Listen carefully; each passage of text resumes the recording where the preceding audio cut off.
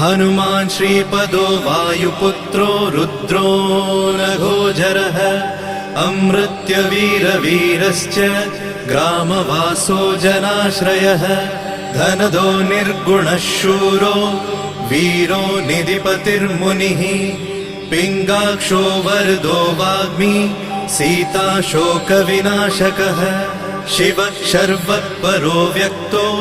व्यक्तो धराधरः पिङ्गकेशः पिङ्गरोमा श्रुतिगम्यः सनातनः अनादिर्भगवान् देवो विश्वहेतुर्जनाश्रयः आरोग्यकर्ता विश्वेशो